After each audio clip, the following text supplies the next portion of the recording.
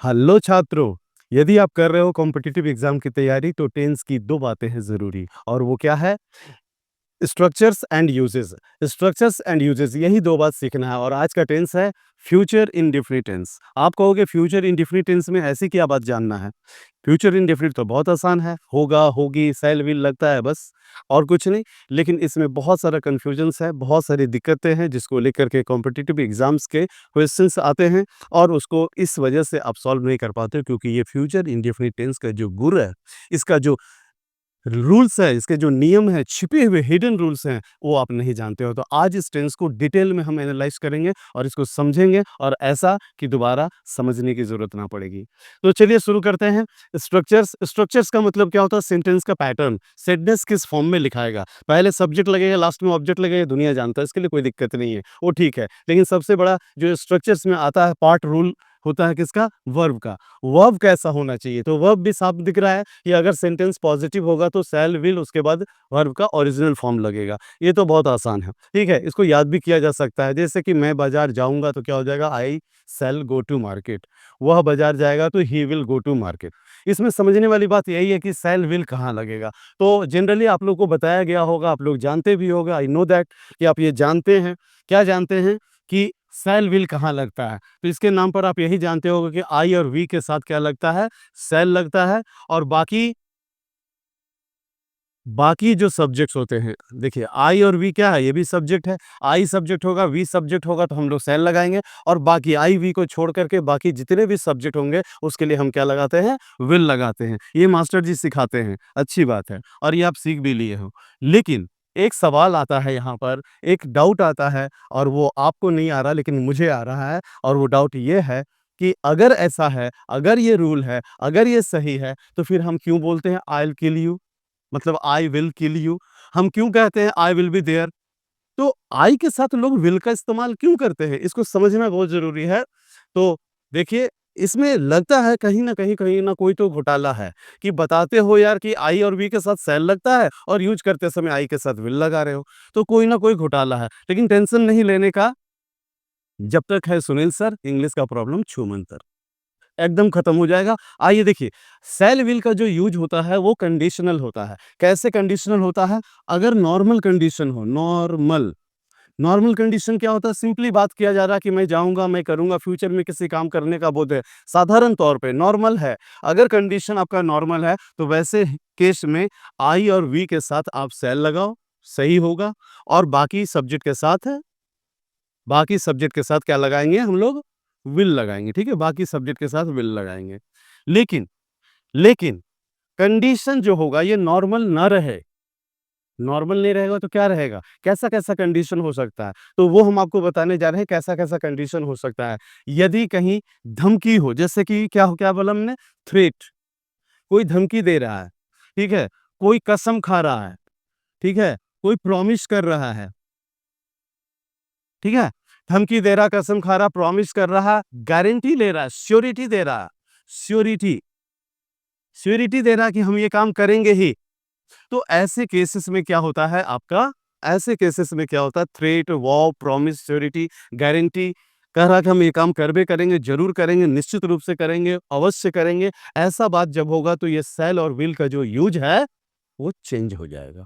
वो उल्टा हो जाएगा, रिवर्स हो जाएगा। मतलब क्या है? आई और वी के साथ उस केस में क्या लगेगा? विल लगेगा। इसीलिए जब हम कहते हैं ना, मैं तुम्हें मार दूँगा, तो क्या है? ये धमकी दे रहा, मैं तुम्हें मार दूँगा। धमकी दे रहा इसलिए आई के साथ विल लग जाता है। ठीक है? वी के साथ भी वहाँ उस केस में विल लग जाएगा और बाकी सबके साथ, बाकी सब्जेक्ट के साथ ऐसे केस में क्या होगा?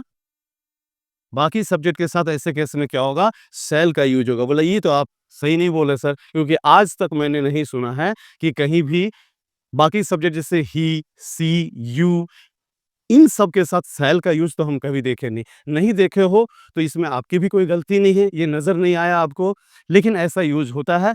फॉर एग्ज़ाम्पल हम आपको बता दें, आप चले जाओ कोई भी डॉक्यूमेंट्स को देख लो, भारत के संविधान को देख लो, कोई ज़मीन का रजिस्ट्री का कागज़ को देख लो, उसमें जाओगे तो वहाँ देखोगे कि यूज़ शैल का यूज़ होता है। ठीक है ना? यूज़ शैल का यूज़ होता है क्योंकि वहाँ पर आपसे प्रॉमिस लिया जाता है, वहाँ से आपका गारंटी लिया जाता है कि आप ऐसा काम करेंगे। तो उस केस में यू के साथ शैल लग जाता है। तो ये रहा शैल और विल का अल्टीमेट यूज, इससे आगे कुछ भी नहीं है। अब समझते हैं इसके दूसरे पैटर्न। तो पॉजिटिव सेंटेंस के साथ बाकी सेंटेंसेस का ये रहा स्ट्रक्चर, इसको समझते हैं। जैसा मैंने बता चुका है कि पॉजिटिव सेंटेंस रहेगा तो सब्जेक्ट शैल विल और उसके बाद भी जीरो मतलब वर्ब का बेस फॉर्म जीरो फॉर्म जिसको बोलते हैं, और लास्ट में ऑब्जेक्ट लगेगा और उसके बाद फुल स्टॉप। ठीक है। अगर नेगेटिव सेंटेंस होगा तो देखिए, नेगेटिव सेंटेंस होगा तो कुछ करने का नहीं है भाई। नेगेटिव सेंटेंस होगा तो नॉट लगाने का है। अब ये नॉट कहाँ लगता है, नॉट कहाँ लगता है इसको समझा गया। वर्ब को नेगेटिव बनाना है तो नॉट लगता है, और वो नॉट कहाँ लगता है, ऑलवेज याद रखना मेरा बात, सेकंड वर्ब के पहले लगता है। अगर सेकंड वर्ब अवेलेबल ना हो, फर्स्ट वर्ब एक ही वर्ब हो, तो आपको सेकंड वर्ब वहां लाना पड़ता है। ठीक है ना। तो यहाँ पर हम लोगों के लिए तो सेकंड वर्ब अवेलेबल है। पहला वर्ब शैल विल है, दोनों में से एक यूज होगा, और दूसरा वर्ब वी जीरो है, तो इसके बीच में नॉट लग जाएगा। तो देखिए क्या वी जीरो के पहले नॉट लग रहा है। तो एकदम सिंपल सी बात है भैया, इसी को याद रखना, एकदम यूनिवर्सल रूल है, जनरल फॉर्मूला है। किसी भी सेंटेंस में वर्ब को नेगेटिव करना है तो सेकंड वर्ब के बाद, सेकंड वर्ब के पहले नॉट लग जाएगा। ठीक है ना, याद रखना, सेकंड वर्ब के पहले नॉट लग जाएगा, नोट कर लो। अब समझते हैं कि एक चीज और, कि जो हम लोग नॉट लगाएंगे, जैसे कोई सेंटेंस लेते हैं, राम बाजार नहीं जाएगा, तो क्या होगा, Ram subject will not go to market, Ram will not go to market. ये राम विल नॉट का कोई संक्षेप फॉर्म होता है, कोई शॉर्ट फॉर्म होता है? बिल्कुल होता है, और लोग यूज करते हैं। और कई दफा तो ऐसा होता है कि लोग ऐसा समझ लेते हैं कि ये विल अलग चीज है और विल का जो शॉर्ट फॉर्म है अलग चीज है। बिल्कुल नहीं, इसको समझना है। देखो, सेल और नॉट, ये दोनों को एक साथ मिला के यूज किया जा सकता है, जिसको क्या बोलते हैं, सेंट। सेंट, सेंट यूज कर सकते हो। और विल और नोट को एक साथ मिला करके क्या, ऑन्ट, ये ऑन्ट यूज कर सकते हो। तो अगर कोई कहे कि आई ऑन्ट go there, I ऑन्ट go there, इसका मतलब वो क्या बोलना चाह रहा है, मैं वहां नहीं जाऊंगा। ऑन्ट मतलब विल नॉट, और सेंट मैंने shall not, I shan't go there, ऐसा भी बोल सकते हैं, डिपेंड ऑन कंडीशन, अभी बताया। अब देखिए यस नो क्वेश्चन, अगर यस नो क्वेश्चन हो तो यस नो क्वेश्चन में भी बहुत बड़ा तीर नहीं मारना है, रॉकेट साइंस नहीं है, एकदम सिंपल है। करना क्या है कि जो हेल्पिंग वर्ब है, फर्स्ट हेल्पिंग वर्ब, उसको सब्जेक्ट के पहले प्लेस कर देना है, बस इतना करने से ही काम हो जाएगा। देखो, तो हमारा फर्स्ट हेल्पिंग वर्ब क्या है, फर्स्ट वर्ब क्या है, यहाँ पर एक ही को हेल्पिंग वर्ब है, सेल या विल, तो उसी को क्या करना है, सब्जेक्ट के पहले प्लेस करना। मैंने किया क्या है, देखिए सब्जेक्ट है, सब्जेक्ट के पहले सेल विल को प्लेस कर दिया, हो गया। और अगर यस नो क्वेश्चन भी देखिए नेगेटिव हो सकता है, पॉजिटिव हो सकता है। अगर पॉजिटिव हुआ तो नोट नहीं लगाएंगे, और अगर नेगेटिव हुआ तो सब्जेक्ट के बाद नोट लगा देंगे, क्योंकि सेकंड वर्ब आपका वर्ब जीरो हो रहा, इसके पहले नोट लगा देंगे। अगर नोट यहाँ लगाना चाहते हो तो लगा सकते हो, शॉर्ट फॉर्म में भी लिख सकते हो। तो ये नोट क्या है, सेल और विल के साथ मिल जाएगा, तो सेंट, और ये हो जाएगा ऑन्ट। अगर बोलना है कि क्या राम बाजार जाएगा तो क्या हो सकता है, ऑन्ट। क्या राम बाजार नहीं जाएगा तो क्या होगा, won't Ram go to market, won't Ram go to market. तो इसका मतलब क्या हो, क्या राम बाजार नहीं जाएगा। अब समझते हैं डब्ल्यू एच क्वेश्चन। देखिए डब्ल्यू एच क्वेश्चन में भी हम एक्स्ट्रा बता रहे हैं आपको। ज्यादातर आपको टाइप 1 बताएगा, टाइप 2 उसको पता ही नहीं है। ठीक है ना, पता भी होगा तो बताता तो नहीं ना एटलीस्ट। लेकिन हम दोनों टाइप बता रहे हैं, दोनों को ध्यान रखिए, इसके लिए भी, इसके कारण भी बहुत सारा कंफ्यूजन होता है। देखिए टाइप 1 में क्या है कि डब्ल्यूएच क्वेश्चन में सब्जेक्ट अलग से है कि नहीं है। अगर सब्जेक्ट डब्ल्यूएच क्वेश्चन से, डब्ल्यूएच वर्ड से अलग है, डब्ल्यूएच वर्ड अलग है और सब्जेक्ट अलग है, इसको टाइप 1 बोलते हैं। डब्ल्यूएच वर्ड और सब्जेक्ट दोनों एक ही हो गया तो इसको टाइप 2 बोलते हैं। ठीक है ना। तो टाइप 1 में हुआ, जैसे कि हम क्वेश्चन पूछे, राम कहाँ जाएगा, राम कहाँ जाएगा। देखिए इस सेंटेंस में सब्जेक्ट कौन है, राम, और कहाँ है, डब्ल्यूएच वर्ड, दोनों अलग अलग है, तो टाइप 1 हो गया। तो इसमें क्या बताएंगे, ठीक है, टाइप 1 हुआ तो क्या, डब्ल्यू एच वर्ड पहले लगेगा, फिर सेल विल लगा दो, फिर सब्जेक्ट लगा दो, नॉट अगर हो तो लगा दो, नहीं तो छोड़ दो, उसके बाद वर्ब का ओरिजिनल फॉर्म, उसके बाद ऑब्जेक्ट। यहाँ भी आप क्या है, नॉट अगर रहेगा तो नॉट को विल और सेल के साथ मिला करके शॉर्ट फॉर्म में लिख सकते हैं। जैसे अगर बोलना हो कि राम कहाँ जाएगा, तो ये पॉजिटिव सेंटेंस हुआ, नॉट नहीं लगेगा। वेयर डब्ल्यू एच वर्ड हो गया, will Ram go, where will Ram go हो गया। राम कहाँ नहीं जाएगा ऐसा है, तो where will Ram not go, या वेयर ऑन्ट राम गो, एकदम सिंपल है। और रह गया अब टाइप 2। टाइप 2 में क्या होता है बच्चा, टाइप 2 में ये होता है कि डब्ल्यूएच वर्ड जो होता है ना, वही सब्जेक्ट का काम करने लगता है। डब्ल्यूएच वर्ड और सब्जेक्ट सेम हो जाता है। फॉर एग्जांपल कैसा रहेगा, कौन बाजार जाएगा। अब कौन बाजार जाएगा में डब्ल्यूएच वर्ड कौन है, कौन, और बाजार जाने का काम कौन करेगा, कौन। तो दोनों सब्जेक्ट और डब्ल्यूएच वर्ड दोनों सेम हो गया ना, तो सेम हो गया तो उसका कंडीशन ऐसा होगा, उसका स्ट्रक्चर ऐसा होगा, वो डब्ल्यूएच वर्ड या सब्जेक्ट एक साथ लिख लीजिए, मैंने हु यहाँ हो जाएगा, कौन। ठीक है, उसके बाद पॉजिटिव या नेगेटिव सेंटेंस जैसा रहेगा वैसा पैटर्न बैठा देंगे। मान लीजिए कौन बाजार जाएगा, पॉजिटिव सेंटेंस है, पॉजिटिव वाला ले लेंगे। सेल या विल लगेगा तो who will go to market. अगर नेगेटिव हुआ, who will not go to market, who won't go to market, ऐसे कर सकते हैं। तो आशा करते हैं आपको स्ट्रक्चर समझ में आ गया। अब इसके एक-एक नायाब-नायाब एग्ज़ाम्पल्स निकाल के लाए हैं। ये जो एग्ज़ाम्पल्स के ज़रिए हम आपको जो यूजेज़ बताएँगे कि फ्यूचर इंडेफिनिट टेंस को कब यूज़ करते हैं और कब यूज़ नहीं करते हैं। एग्ज़ाम्स में ख़ास तौर से स्पॉट द एरर सेक्शंस में ये चीज़ आता है, जहाँ पर फ्यूचर इंडेफिनिट नहीं लगने का, वहाँ लगा दिया जाता है और जहाँ लगने का, वहाँ नहीं लगाया जाता है। इस तरह से गलती दिया जाता है पकड़ने के लिए, जो आप नहीं पकड़ पाते हो। लेकिन जो यूजेज़ मैं अभी बताऊँगा, इसको समझ लोगे तो कोई गलती छूटने वाला नहीं है, कोई क्वेश्चन छूटने वाला नहीं है। तो ध्यान से इसके यूजेज़ को समझना। हाँ, तो छात्रों, फ्यूचर इंडेफिनिट टेंस का जो यूजेज़ मैं बता रहा हूँ और ये जो कॉन्सेप्ट मैं शेयर कर रहा हूँ आपसे, ये कॉन्सेप्ट आपके दिमाग को हिला कर नहीं रख दिया ना, तो फिर बोलना। पहले आके समझो कि क्या है फ्यूचर इंडेफिनिट टेंस का कॉन्सेप्ट और कब यूज़ करते हैं फ्यूचर इंडेफिनिट को और कब यूज़ नहीं करते हैं। हम लोग सिंपली इतना समझ लेते हैं कि भैया फ्यूचर में काम होगा तो फ्यूचर इंडेफिनिट, ऐसा नहीं है मेरे भाई।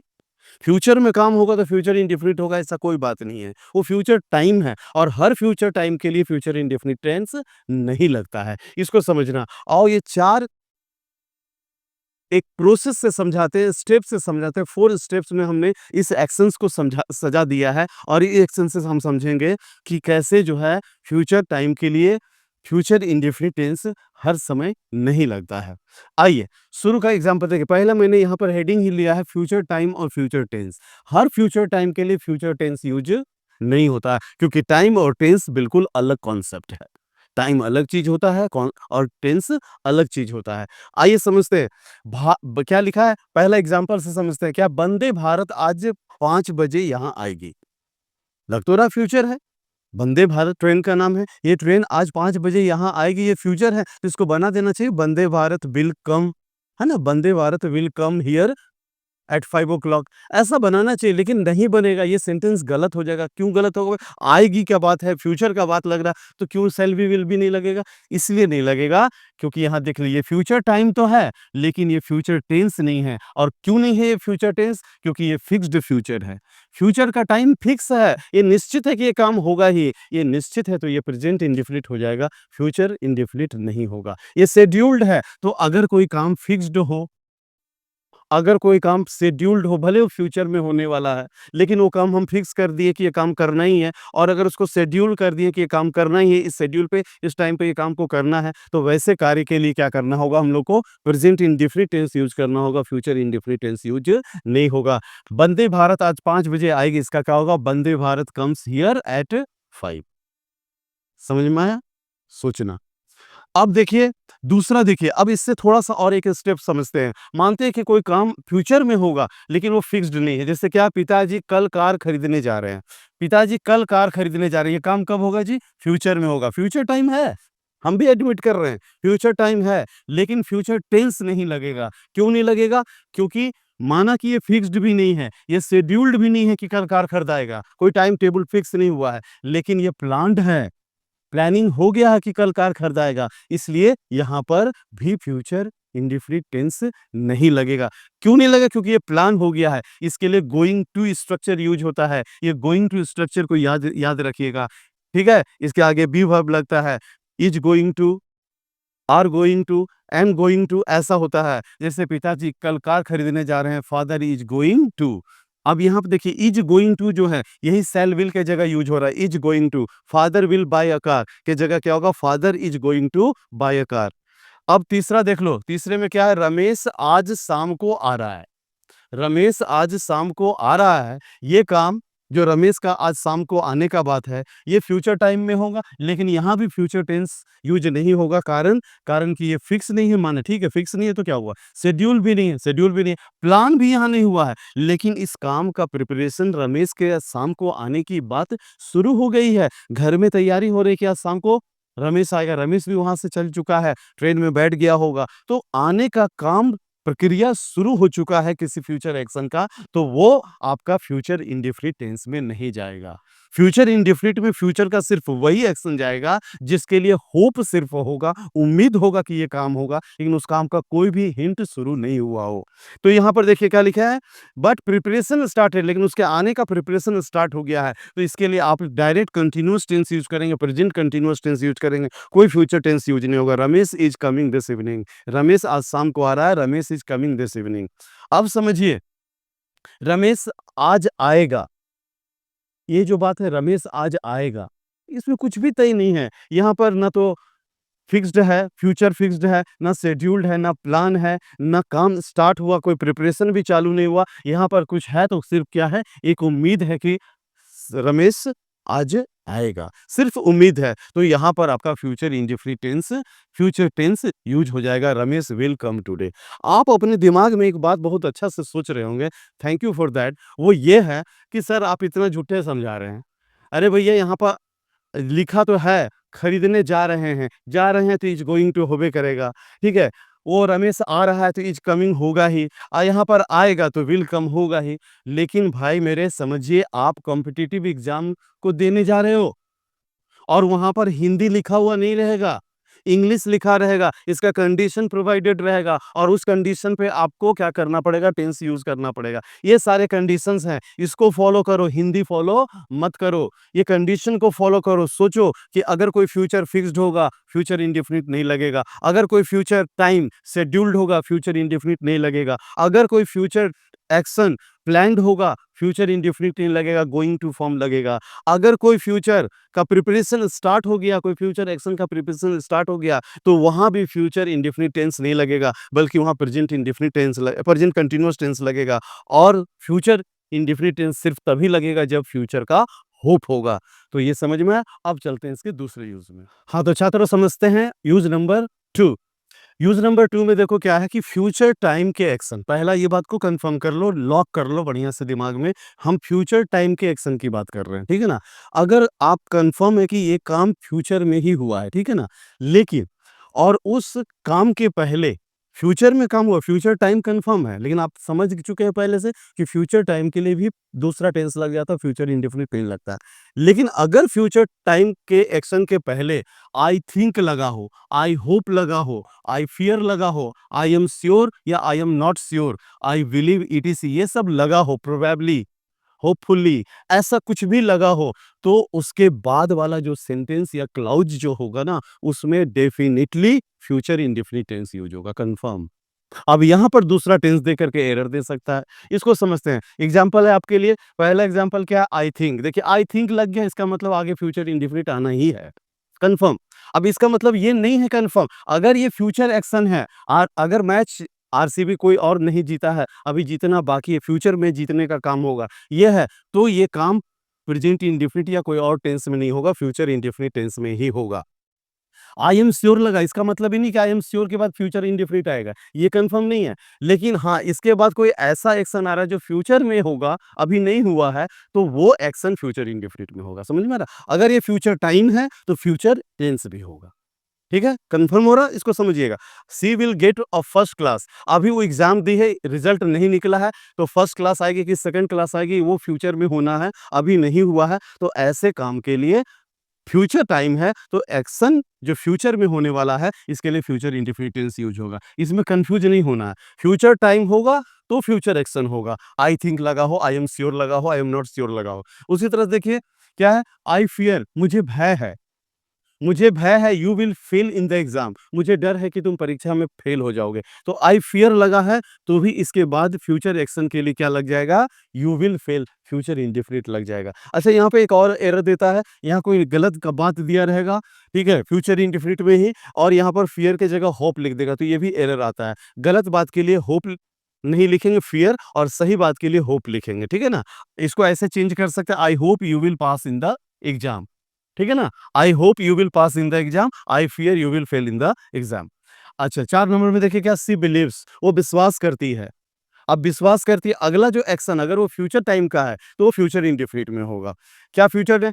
हर fiance will come to her, उसका मंगेतर उसके पास आएगा, ठीक है? अगर उसको ये विश्वास है और वो मंगेतर अभी आया नहीं है, फ्यूचर में वो आने वाला है, तो उसके लिए फ्यूचर इंडेफिनिट यूज़ होगा। ऐसा नहीं समझेंगे वो कन्फर्म आएगा ही, तो प्रेज़ेंट लगा देते, कभी नहीं। अगर बिलीव्स लिखा हुआ है, तो वो फ्यूचर इंडेफिनिट में होगा। Her fiance will come to her. और लास्ट एक देखते हैं प्रोबेबली। प्रोबेबली मतलब संभवतः। The train will arrive on time. Train समय पर आएगी। ये बात आप बोल सकते हैं, ये नहीं समझ लीजिएगा वंदे मातरम में ट्रेन था तो अराइव्स हुआ था या कम्स हुआ था, तो यहाँ भी वो कर दे, वैसा कोई। यहाँ प्रोबेबली लिखा हुआ है, इसका मतलब ये क्या है? एक होप है, एक उम्मीद है, और ऐसा फ्यूचर एक्शन है। और जो वो अगर ये फ्यूचर एक्शन के आगे प्रोबेबली लगा हुआ है, तो ये सिर्फ होप है, प्लान्ड नहीं है, शेड्यूल नहीं है, तो इसके लिए क्या लग जाएगा? आपका फ्यूचर इंडेफिनिट टेंस लग जाएगा। तो अब देखते हैं फ्यूचर इंडेफिनिट टेंस का आखिरी यूज, थर्ड यूज, तीसरा यूज क्या है? Future time action. Future time action का मतलब वैसा कोई काम जो फ्यूचर में ही होगा, अभी नहीं हो सकता है। और यहाँ लिखा भी है that we can not control to happen, जिसका होना मेरे कंट्रोल में नहीं है। कुछ ऐसी एक्शन है फ्यूचर के जो हमारे कंट्रोल में नहीं है, वो अपने डेट, अपने तारीख, अपने हिसाब से ही होगा। वो आज हम चाहें कि आज हो जाए तो नहीं होगा, वो अपना टाइम पर ही होगा। ऐसे एक्शन के लिए, और make it happen at present, उसको हम आज प्रेजेंट में चाहेंगे कि कर दें उस काम को, फ्यूचर का काम को, तो वो हम नहीं कर सकते। ऐसे एक्शन को हम हमेशा फ्यूचर इंडेफिनिट टेंस में लिखते हैं। एग्जाम्पल देख लेते हैं। क्या है? Raju will be 21 next month. अब राजू अगले महीने 21 का होगा। क्या आप इस महीने उसको 21 का कर सकते हैं? नहीं कर सकते हैं। तो प्रेजेंट में आप उसको 21 का नहीं कर सकते, वो अगले महीने ही 21 का होगा। दूसरा क्या? We shall know our exam result in May. हम लोग अपना एग्जाम का रिजल्ट कब जानेंगे? मई में जानेंगे। तो ये मई में ही होगा, मई से पहले नहीं हो सकता है। इसीलिए इसको भी हम लोग फ्यूचर इंडेफिनिट में लिखेंगे। और लास्ट वन क्या है? People will celebrate Durga Puja in September this year. इस साल क्या देखा जा रहा है कैलेंडर में कि दुर्गा पूजा सितंबर में होगा। तो ये सितंबर में पूजा जो होगा, जो शेड्यूल है, फिक्स है, सब कुछ है, लेकिन उस काम को हम पहले नहीं ला सकते हैं। जैसे वंदे भारत वाला एग्जाम्पल में भी क्या हुआ था?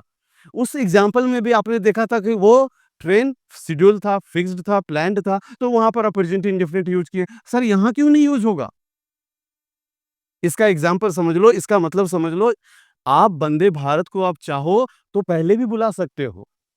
वो शेड्यूल है, शेड्यूल तोड़ा जा सकता है, प्लान खत्म किया जा सकता है। लेकिन ये नेचुरल हैपनिंग है, दुर्गा पूजा सितंबर में ही होगा, आप चाहोगे तो उसको मई में नहीं कर सकते हो। समझ गए?